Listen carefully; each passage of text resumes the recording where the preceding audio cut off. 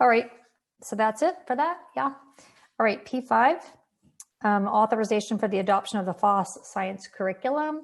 And this is Lindsay, Dr. Patano. It is, thank you. I have two teachers who have been waiting very patiently to present, so I'm gonna let them in. So thank you to Lydia Cordova from Ridgecrest and Lindsay Cure from PVIS.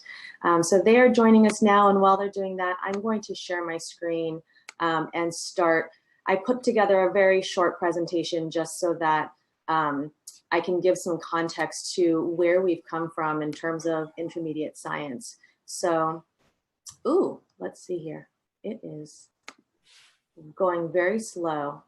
Let me see here. Okay. So just to give some background, I'm going to present from here just to be safe. Just to give some background, in 2013, the California State Board actually adopted the Next Generation Science Standards. And as a district between 2014 and 2017, the initial trainings actually began with the county and the state and a lot of the science organizations that support our teachers. And then in 2017, the integrated model training and adoption date actually took place. And at that time, the teachers were using Amplify and STEM scopes to pilot. So that was actually— Hey, Lindsay? Yep. We can't see your screen share. Oh, you can't see my screen. No. I'm so sorry. Let me try again. That's okay. Just want to make sure. I'm so sorry. How about now? It says you've entered screen sharing, but there's nothing on the screen except black. Right. So, okay, well, let me try one more time. And if not, then— So I think you have to drag the document into the screen share thing, or the window into the screen share once you turn it on. Yeah, I did select it. So usually when I share often. So let me just make sure. Nothing? Not working. Nothing. There we go. Yay. Oh, Success. it was just really slow. It's tired because it's 10:22, so I'll go quickly. Back in 2017, I'll pick up where I left off. The teachers were piloting Amplify and STEM scopes, and they actually did this through the 2018-19 school year. In the fall of 2018 is when the state actually came out with state-approved curriculums. And so the teachers actually were using Amplify and STEM scopes, knowing that it was going to become state-approved, but they didn't necessarily know what other curriculums were out there. In March of 2019, there was the decision by the group to extend the pilot for one more year because they wanted to look at the other curriculums that were there. And at that time, lab aids and FOSS were selected. So from August 2019 to present, our teachers actually have been working really, really hard and have been working through two different curriculums. And if you've never piloted before, Megan, you might understand this. It's really, really hard to, first of all, learn where to click, where to get all of the information, how to deliver the lessons. So I really commend our teachers for the work that they've done. Concurrently, we also had a parent education night for NGSS and publisher review. So parents were invited at each middle school so that they can preview and look at the curriculum, in addition to hear from the teachers about the shifts for the NGSS. And then in April of 2020, we had to switch our consensus meeting that was planned in person to be actually on Zoom. So we actually have tried to pivot as well as much as we can in ed services. And these are just some of the quotes that the teachers have actually shared. And so we have two of our teachers that are here with us. And I really want to thank Lindsay Kier and Lydia Cordova for A, being super patient, and B, for really helping us talk about the curriculum tonight, because they are the ones who actually have been using it. So I will turn it over to them and allow them to just share kind of where they're at with this curriculum. All right, thank you guys for having us tonight, and I will go ahead and start. I actually wrote these down, so I'm going to stare down at my screen. Sorry, it's late. But the reasons I really like FOSS, and I think that FOSS is going to be a good addition to PVPUSD, is because the investigations include a variety of opportunities for students to engage in hands-on learning within the science classroom. The labs and activities are set up in a variety of ways, following a 5E model, which engage students with multiple learning styles and focus on various scientific practices throughout their unit. And then when students answer the questions and they have to solve problems at the end of their unit, they have to rationalize their thinking and support their answers with scientific evidence from a collaboration of investigations, labs, and readings. Thank you, Lindsay. Absolutely.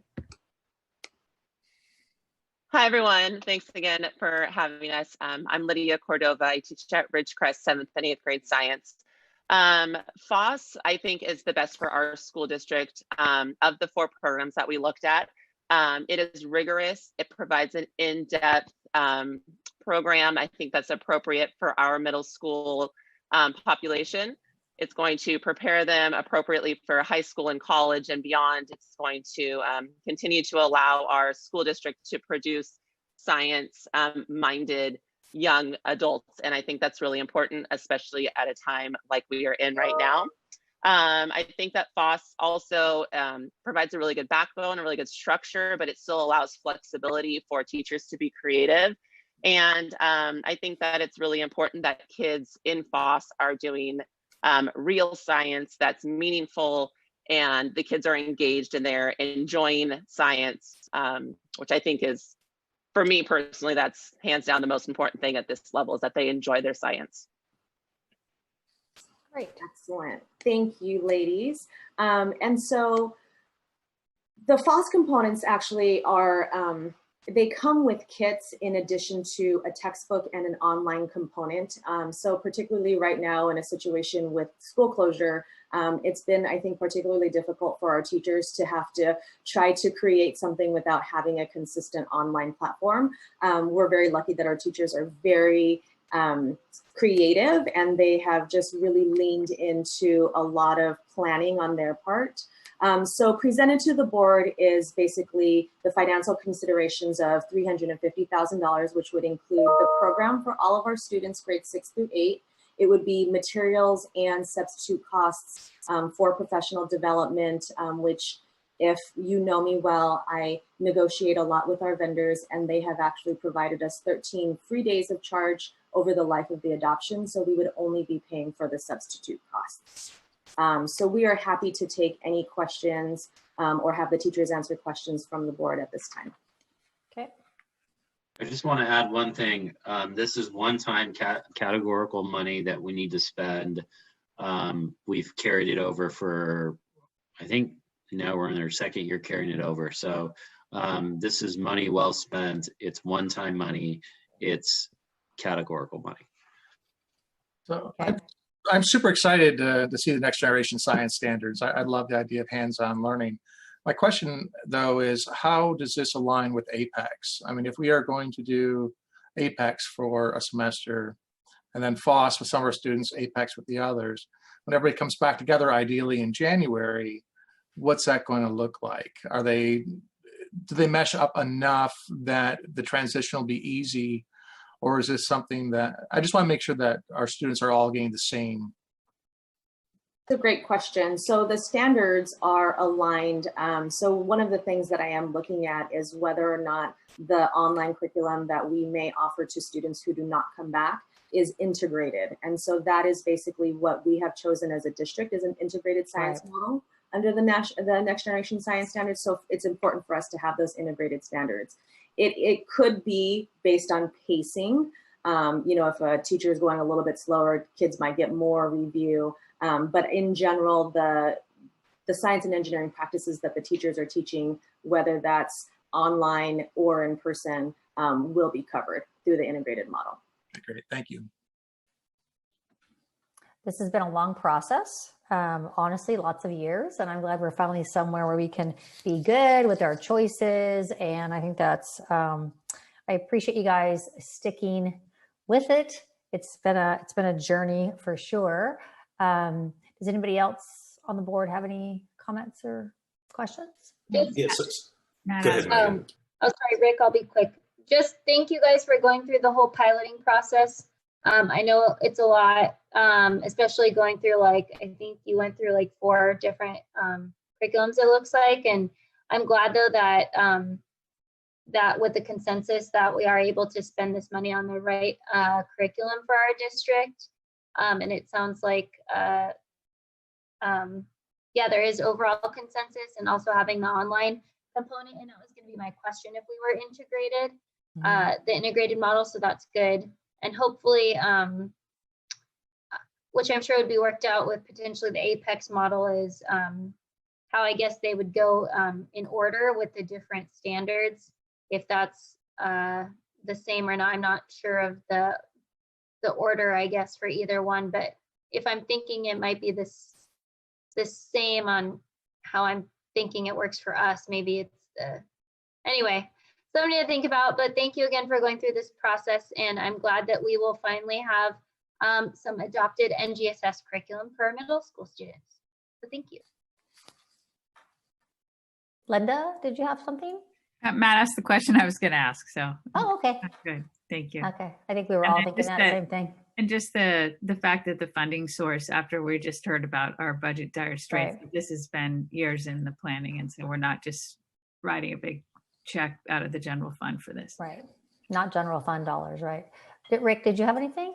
Yeah, so, well, back on the funding source. So is there, if we didn't spend it on this, would that funding be available for other things, including, for example, saving teachers' jobs as opposed to layoffs next year?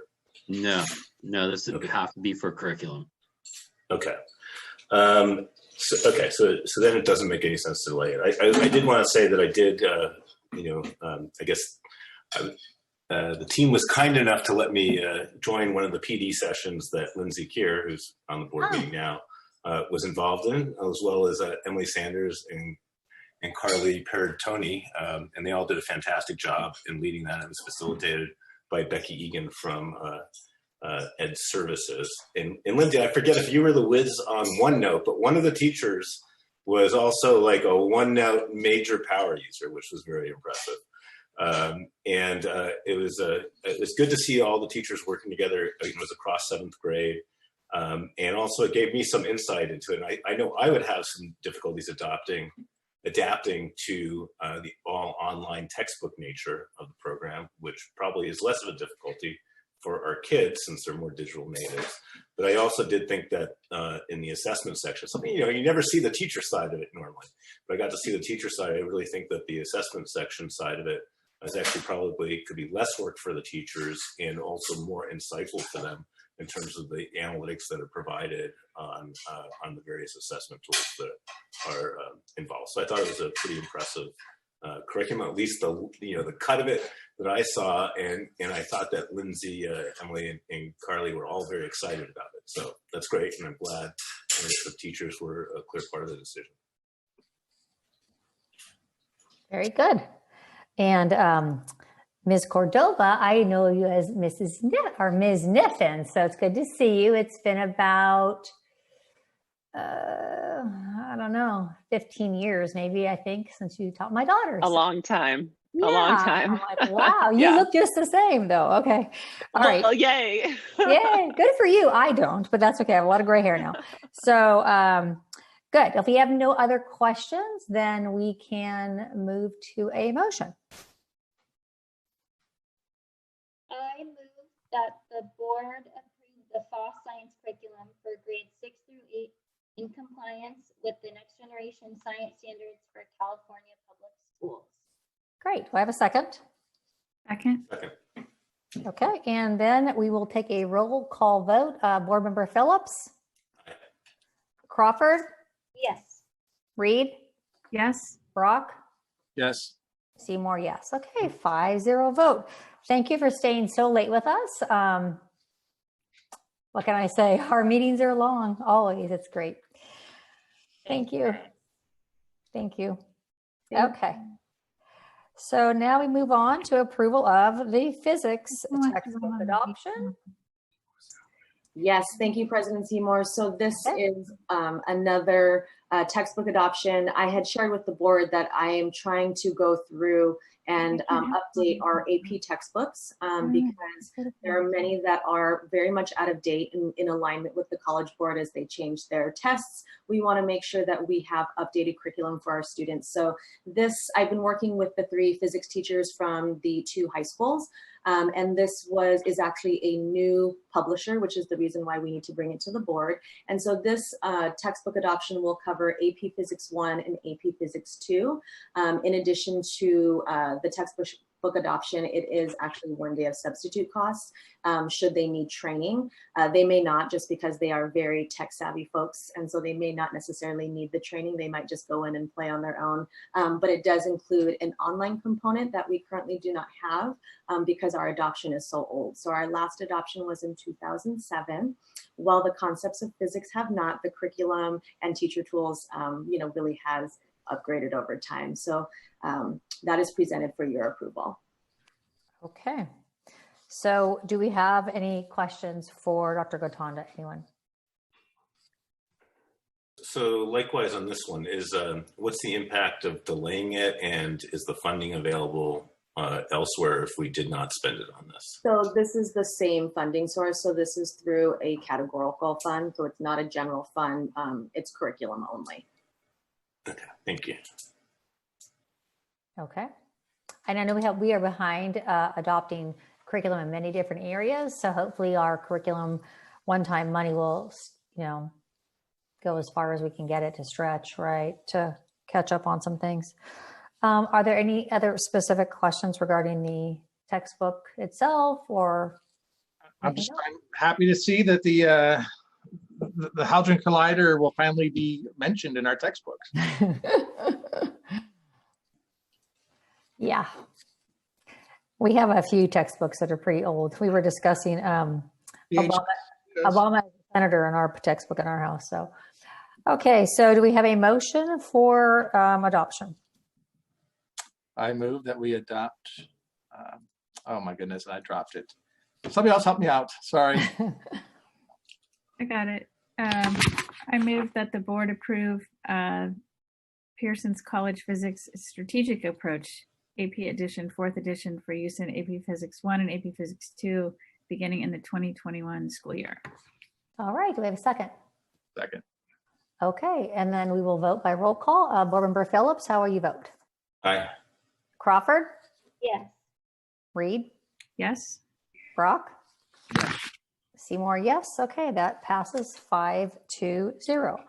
Now, acceptance of gifts.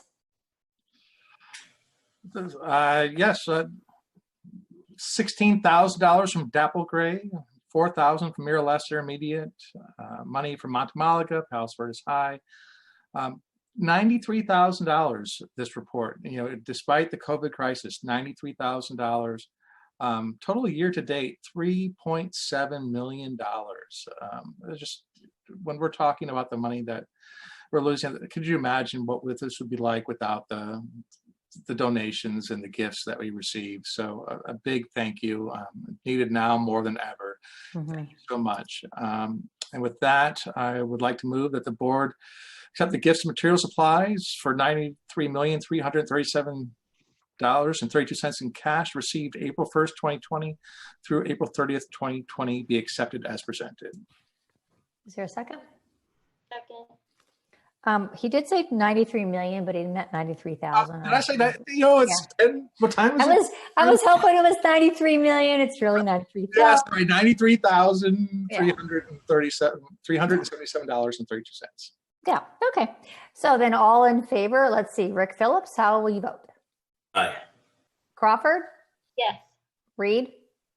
Yes. Brock? Yes. Seymour, yes. Okay, 5-0. Moving on to consent. Do we have anything to pull?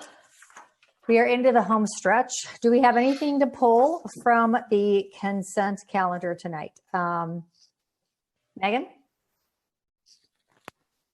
No. Anything? Okay. Matt? No. Linda? Sorry, no. No? Okay. Rick? Sorry. Q1A and Q4A. Q1A, Q4A. Okay, then do I have a motion to approve Q2A, B, C, Q3A and Q3B. So moved. Okay. Second. All right. Then with a roll call vote, Board Member Phillips, Aye. Crawford, Yes. Reed, Yes. Brock, Seymour, aye. That's 5-0 vote. Okay, it passes. Then back to Q1A personnel assignment order and personnel action. Rick. Okay, so Brenna, I think you do a fabulous job. Really, like you. You save us a ton of money.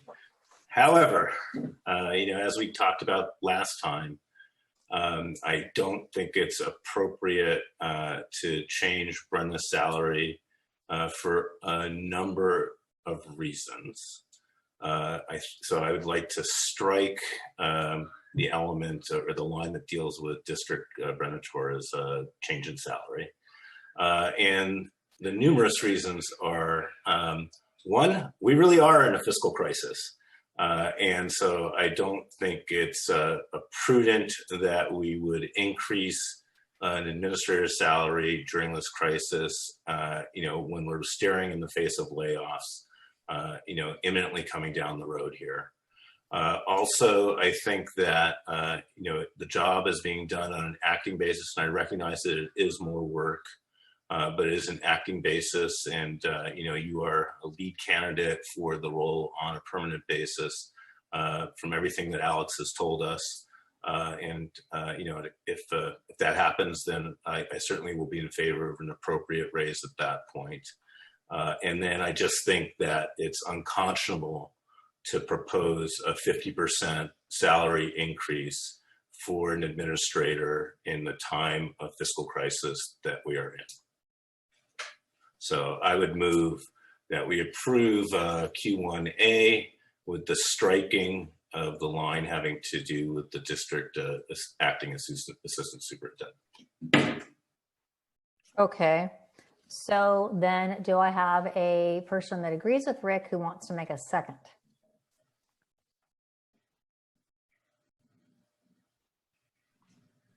Going once, going twice. So then I think the motion dies. And then I would ask for a new motion.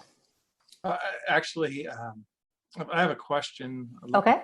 The 5,000 per month, it says effective date 4/9/20. I thought we had talked about that being a little bit further down the road.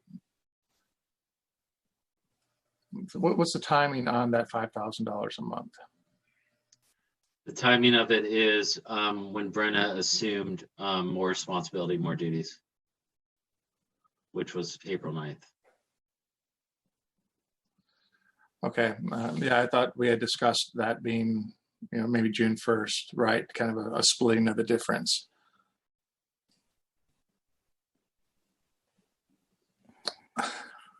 Okay. Okay. So, all right. So does anybody else have anything to say before we move on and make another motion or whatever we're going to do here?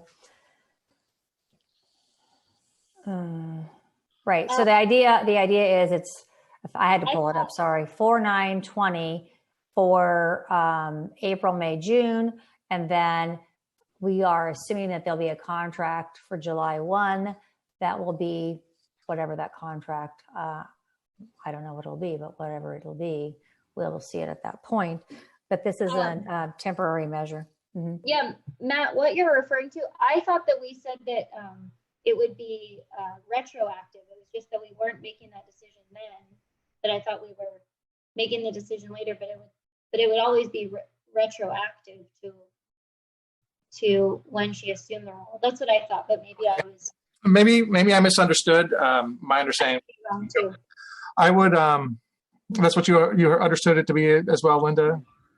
Yeah, I'm trying to look at it right now. Well, I'm two screens. Yeah, that it would be retroactive to that date of 4/9. Okay.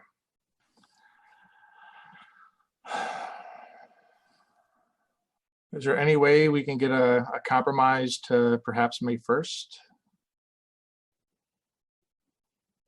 Well, I think at this point we can approve whatever we want. And then Brenna can decide if she wants to do the job or not. I mean, it'll be up to her to accept what we offer, or it'll be up to her to say, I finish out my time and I don't want to be the acting, or I don't want to be the full-time position. So the situation is not super typical what we're going through right now. I think that it's, good to know that she's doing her position she had before. She's doing the position she's assuming. So I don't think it's correct me if I'm wrong, Dr. Chernus or Brenna, but I'm under the impression that she's assuming, that she is doing two people's jobs, and she was expected to be compensated for doing that work. I don't expect people to work for free. I don't work for free. Well, actually, I do work for free for you guys. I don't work for free in my real job, right? Because I wouldn't be able to live in my house. So I think we could have maybe done a better job having a conversation about this beforehand. But I think during this entire process with the COVID and not being together, I think some communication has not been great, just because we will say one thing, somebody hears something different, somebody interprets that in a different way, and here we are today. So obviously we don't want Brenna to not stay, and we don't want her to not accept the position, but it's up to the board if they think that it's valuable to pay her for this time that she's doing this work for us as an interim. Okay, well, I'll make a motion. My misunderstanding. I'll make a motion to, and also before I make this motion, I want to thank Jody Pestel, who's retiring. She was my daughter's principal, and I think the world of her. So good luck to you, Jody. But with that, I'd like to move that we approve Q1A personnel assignment orders and other personnel action. Second. Okay. Second. Okay. And since we did pull this, it's not regarding Brenna, but let me just say, there's probably like 4 people listening at this point, that, Rich Heffernan is on this list, and I honestly felt like he was one of the best teachers my daughter ever had in this district. And I'm so sad to see him go. I'm sure he's going to have a great life, but he had great curriculum, taught great life lessons, taught, econ to seniors. And anyway, I just wanted to give him a shout out. So, all right, now that we have a first and a second, then let's go with the roll call vote. Board Member Phillips. No, I just think it's highly irresponsible to, give a raise of such a magnitude in a time of fiscal crisis on the administrative side. And we're still paying Keith through the end of his contract. So I really think that it's highly fiscally irresponsible. And I'm sorry, Brenna. No disrespect to you, because I know you're working extremely hard, and I have all the respect in the world for you and the work that you do. Okay, Crawford. Yes. Okay, and Reed. Yes. Brock. Yes, Brenna, you've saved us so much money. I love how you take the fight to waste management. You've saved us a ton. This is money well spent. So good luck to you, and looking forward to great things. All right, and Seymour is a yes. And again, thank you, Brenna, for doing 2 jobs at the same time. And so that passes 4-1. I'm sorry. Okay, and then we had Q4A, Rick, a renewal of Aries. So this is Aries, and so we had a long discussion about Aries back in the fall, and we did renegotiate the contract at that time, so that legally it looked like a decent contract. But also another part of that was that we were going to compete it going forward, and that there were other learning management system options. And as I think we've heard throughout the meeting tonight, one of the issues that we have is a multitude of platforms. I'm not saying that there's one learning management system that would incorporate some of the other things that are involved in the delivery to teachers and students and families, but I know that we use certain elements of Aries for that, for example, the grade communications and Signal Kit. So what is the plan to actually compete this as opposed to just give another sole source contract to Aries? Well, ARIES is a student information system. It's not necessarily a learning management system. Which you'll find most districts have is a student information system, which is responsible for handling a multitude of things, primarily state reporting, attendance, discipline, counseling notes, master scheduling, all those things. The learning management systems are more for the instructional side and collaboration between teachers, school, home, parents. So kind of want to make sure that we are, talking about kind of the different roles that those systems play. There are some. Sorry for confusion there. Yeah, there are some components that cross over. The key is to having integration between things like grade books, master schedules, emergency contacts, health, discipline, all those different things that we're required to monitor, to track, to all of our state reporting that goes through that. So ARIES has been the system we used for many years in the district. It's over 600 districts in California use it. I think the one thing we would always have to consider is the total cost of ownership of training, of switching systems, all that. It is the backbone that runs our district. So I think that would be a consideration the board would have to provide some guidance on. Well, and I thought we had said that we wanted it looked at. I mean, that's what I recall from our discussion in the fall on it. I'm not sure if that was the specific direction, but we're happy to pursue whatever the direction the board has. And I do remember that we did align it with the academic years because if we had to switch, that we wanted to do it at the end of an academic year. The only other system is Power School. I would say 90-something% of districts use ARIES or Power School. So it's not, I think, I remember the discussion being more about making the contract more favorable than looking at Power School or a different SIS system. So I think the discussion on getting the contract done then was to make it more favorable, which was accomplished. And I think that was a good collaboration by Trent and the ARIES folks. But I don't think we have a choice right now as to whether or not to switch it. But before we renew, just go on this auto renew sole source kind of thing, I think we need to examine it because it is, one of our significant contracts. And, if it's Power School and ARIES are the two, let's at least, why don't you write to us about the difference between the two? And so if it's appropriate, we can set up a competitive bid for that going forward. Trent, is this contract that you're presenting to us now, is it, this conversation I have a hard time remembering from months ago, but I thought we talked about the pieces that we were getting that we were paying less for, or that we had some kind of grandfathered in thing, so we were paying less than the market rate, but maybe that was a different software. Maybe I'm wrong, but is this contract any financially, how much better off are we taking the contract today than when you brought it to us in the fall? It's basically, we've been an early adopter, a longtime customer. There's several districts in the state of California that are considered legacy customers. And I think we have a great working relationship on both the financial side as well as the customer support side of it. So I do think the contract is favorable to the district. Kind of reviewing what some other districts are going out to bid and what their costs.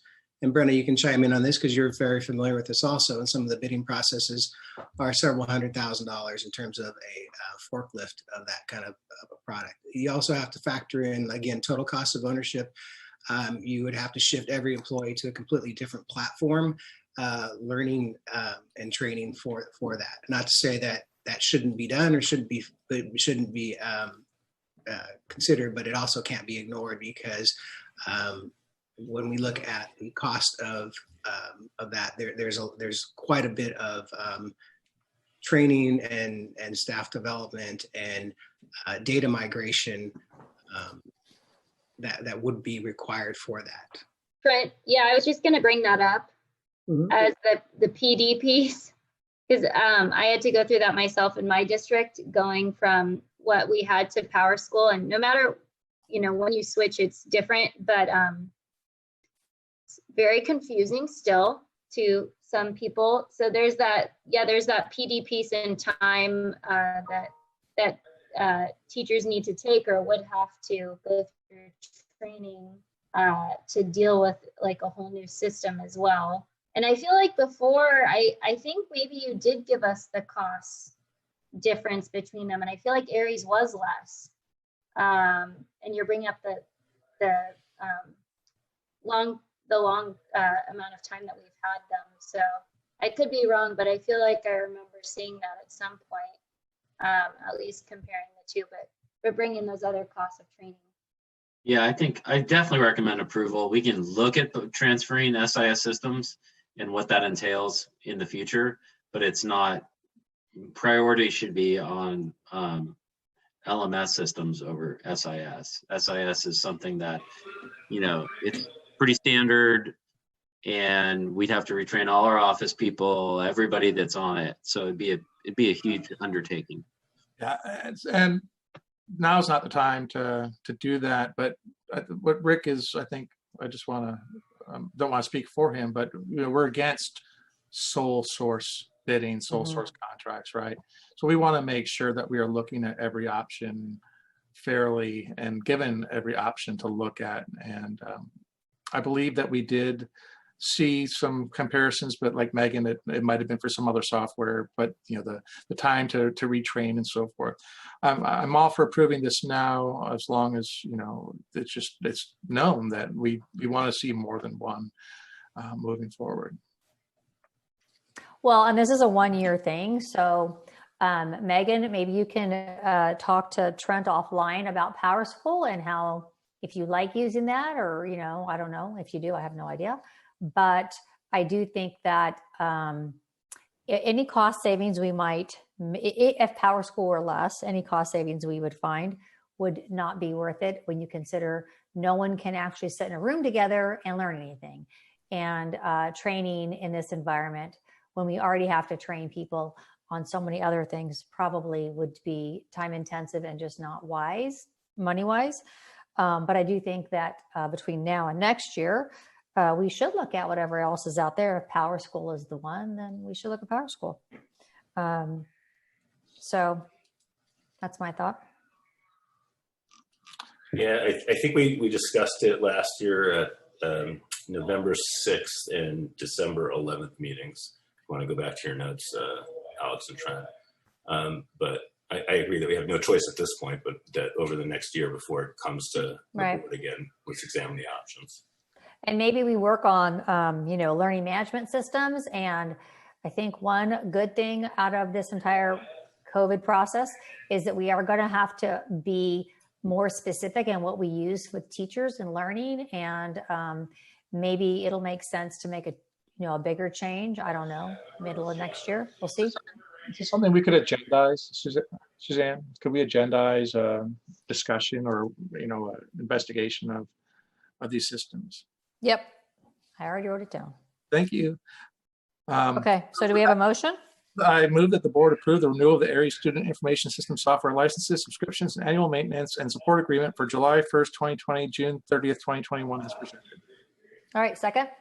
Anybody? Second. Okay.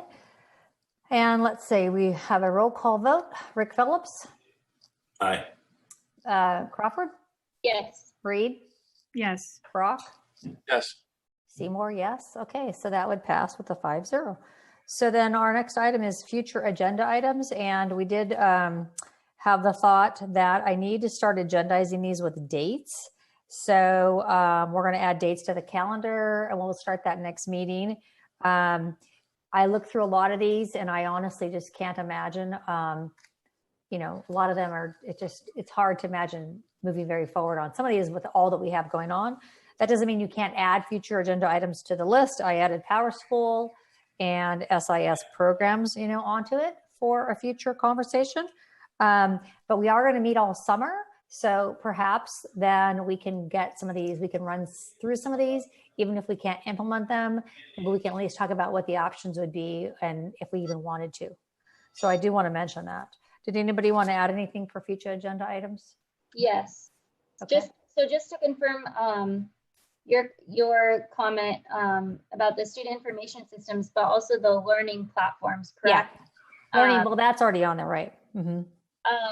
Yeah, because I know that we'll be discussing that again at the tech advisory committee, hopefully coming up in the next few weeks. So to get on top of that, the only thing I want to physically add on here, and I know we've discussed it, unless I'm missing it, is the role of student board members.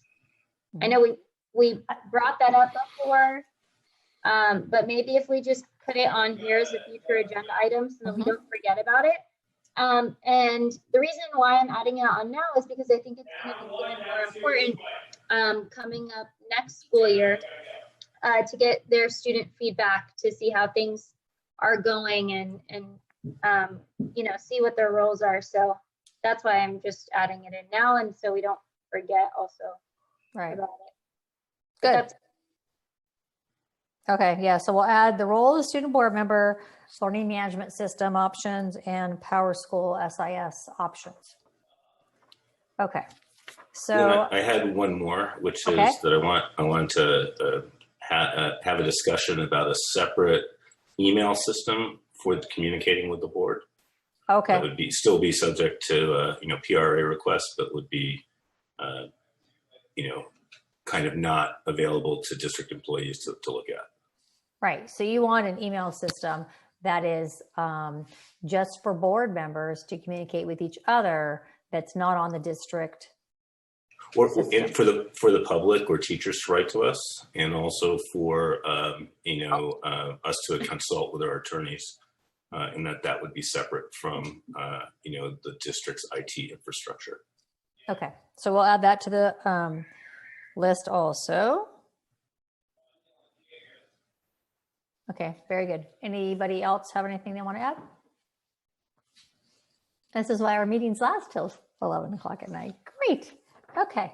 All right. It's all good. Okay. So now I think we are moving on to report of board members, and let's start with Rick. Okay. Well, we got through it all. Hopefully our high school students are getting through their APs, which started this week, and I hope that they're all able to adapt to the new construct of the APs and are doing well on it. You know, I think all of us have been at a number of PTA meetings over the last several weeks, and I really enjoyed the engagement with the community and the parents and the students. One of the students who was circulating one of the change.org petitions on grading was actually at the PTSA meeting at Penn, and so I appreciated their participation in it. And I learned a lot from that. I do think that, you know, as we discussed during the reopening, as we discussed over the flexibility, of the grading policy, I think that flexibility is key. I mean, I think we're going through, you know, an unprecedented time. We're all going to need to be flexible, and we are all in this together, and we're going to have to figure out a way as a community to get through it. And I'm really pleased to see the outpouring of volunteerism to work on the reopening task forces, because I think that we have a tremendous number of talented people within our community, and I'm glad to see us tapping into that. And don't forget, I think on the medical team, we still have we have a lot of MDs. We don't, to my knowledge, have a master's of public health. So if you know somebody who's an MPH type background, that would be useful for that. And then also on the surveys, as I mentioned, if you have a background in creating surveys, I think that would be useful in general for us. Also, I was very pleased to see one of my favorite events in the district is still proceeding in this virtual way, which is the Arts Alive Day at Dapplegray this Friday. And I plan on dropping in through Zoom on a couple of those, but I'm really pleased to see some level of pseudo-normalcy going on, because I think that that's really a great experience for all the kids at that school and for the community. And then finally, I actually had one of my most well-attended coffees with a school board member via Zoom on the Friday before Mother's Day. So on the Sunday of Memorial Day weekend, since the Indy 500 has now been moved until August, There isn't a conflict with me holding, my coffee at 10 a.m. as normal on Sunday, May 24th. And I guess I announced it at Twitter, Rick for PV. And then I also put the last one on, there's a Facebook group of Palos Verdes parents. And so I'll try and announce it there, but I'm not a big Facebooker. But thank you, and thank you all for your patience and bearing with us tonight. Thank you, Rick. Megan, do you have anything for board member comments?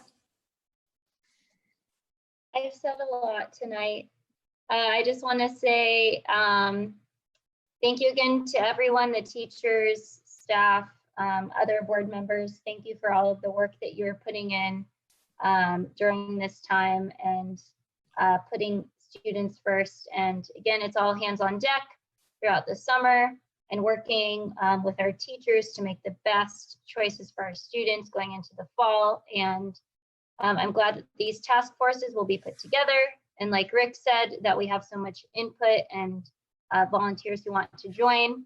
And I'm really happy that our grading policy got approved tonight, especially the way it did with the no harm and all of the other things that went in. I really think that that is what's best for students, especially with their mental health and everything going on. So I am very excited that that happened. And that is it. Okay. Linda?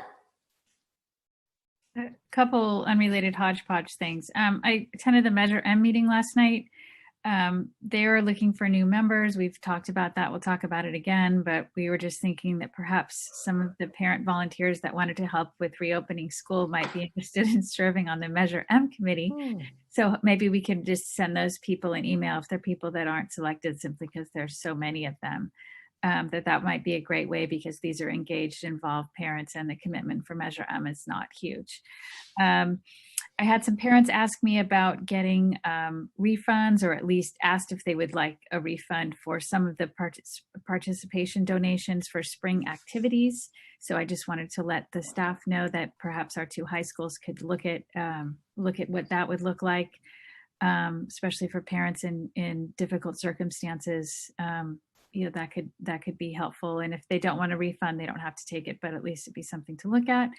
So I said I would pass that along. Get ready, everybody, for all the cuts. Put your thinking caps on because there's a lot that's going to have to happen. A lot of thought and a lot of staff work in terms of everything from Kids Corner to food service to everything that we have in the district. So bear with us all for the whole summer. And lastly, President Seymour mentioned Mr. Heffernan, and one of his labors of love is Sean's Run, which honors a former PV High student who was killed by a drunk driver up on Hawthorne by Ryan Park a bunch of years ago. And he's going to do a virtual Sean's Run on Sunday at 1 o'clock on Zoom. I have the info if anyone wants it. Mr. Heffernan, he is a gem to our community, and this is for sure is a labor of love as a project for him. And lastly, I just want to thank all of our teachers like Mr. Heffernan who are engaging with their students, several times a week. It's certainly the highlight for, even if our kids complain about it, it's the highlight of their days to have those live classes with their teachers. And it's something that keeps them connected and I think takes away a lot of the anxiety and the anger and the sadness that they have. So I want to thank all the teachers like Mr. Heffernan that are working so hard right now. And that is it. And Rick said good luck on our AP test to all of our students, and I certainly want to echo that as well. Okay, thank you. And then Matt Brock. So we had our meeting, that webinar a few days ago with State Superintendent Thurmond and Congressman Liu. And we can't really expect any mandates coming down from the state or any guidance. So this really is going to be kind of up to us how we handle things. And I'm excited by the fact that we have a good team of teachers and staff and administrators and cabinet to lead us through this. It's going to be challenging and we have to stay flexible. want to also say that, I'm a Cubs fan from before the Cubs were world champions. So I am an underdog. I fight for the underdog. So sometimes it might sound like I take a harsh stance against teachers, and that's not the case. I take a stand for the student who I feel might not be getting all that he should be or she should be getting. We have so many great teachers. There's no question of that. But I'm always out there looking for that student or those students who are failing, and I want to make sure that we're trying to lift them up. If I could say it, the easiest way I can say it is, if you're a teacher who wants to teach, I want you here in the district. I want you to teach, and I want to help you teach any way that we can. You want to teach and you're struggling, let's help, find out how we can make it easier for you. But if you don't want to teach, why are you here? And so that's my philosophy is, if you want to teach, we want you here. And that's really all I have. Thank you, everybody, for the late night and all the work that you've put into this. And again, thank you to everybody in our district. It's 1,500 employees, 550 teachers, 11,000 plus students, all trying to get through this together. So good night. Okay, thank you, Board Member Brock. And so I'll make my comments quickly. PEF is doing a fundraiser and a paddle raise right now. So PEF funds are critical to our district. So anybody that wanted to participate, I hope they can. To my fellow board members, in our last Friday update, there was a letter that was circulated to you guys that, our district signed on to with the electeds in California. And it had, a bordering person's name on it. Our one went to Al Martucci. They went to all the different elected people for the different South Bay. So I just wanted to let you know that did, the one that we sent, the sample letter I sent you wasn't the one that went to Al Martucci. It didn't have his name on it, but we did do that. So I am going to all the meetings I can to advocate for our district, to advocate for our kids. It's hard to know how effective all these things are, but I don't know until I attend them. So I do try. I attend all the PTA meetings I can do that with, and that's been great. I have learned a lot. I listen to lots of different viewpoints, which is kind of how I get to where I am tonight with all the different, decisions we have to make. I do know I was in touch a lot with Cox Cable, and they have been working all over the Hill to improve our service for those people who have Cox. So I just wanted to give you a shout out. I was never in touch with them before, but through my role as president, I have been able to, talk to them about different upgrades and such. So that is good news for our community. So it's easier to be a distance learner if you can actually get on your cable program. And then, obviously we're all struggling through this, and our teachers, parents, students, everybody in the community. I really appreciate that, Linda is still out there trying to have opportunities for our kids to help our seniors get groceries and to be safe. And that's not going to go away anytime soon, apparently. So I know that they appreciate that. I see comments about that. That's all the time. So I know everybody's doing little things to try to make people's lives better. And, that is really what makes this a great community. So I want to thank everybody for, all of that. And lastly, I do have a new foster puppy, not a puppy, and actually an elderly lady, Cocker Spaniel, and she will be ready to be adopted out in about 5 or 6 days. She had surgery. We healed her up. And so if anybody's interested, my daughter's home for the summer, or for at least a little while, and somehow a foster dog showed up in no time. So I thought I would try to end on a more positive note. It's a long night. Thank you, everybody, for hanging in there. And unless there's anything else, I think we can adjourn, right? At 11:15. Okay. That's it. Meeting over. Thank you, Suzanne. You can't hear my gavel. I don't have one. Thank you, Suzanne. Thank you, Steph. Thanks. Great job, Thanks. everyone. Have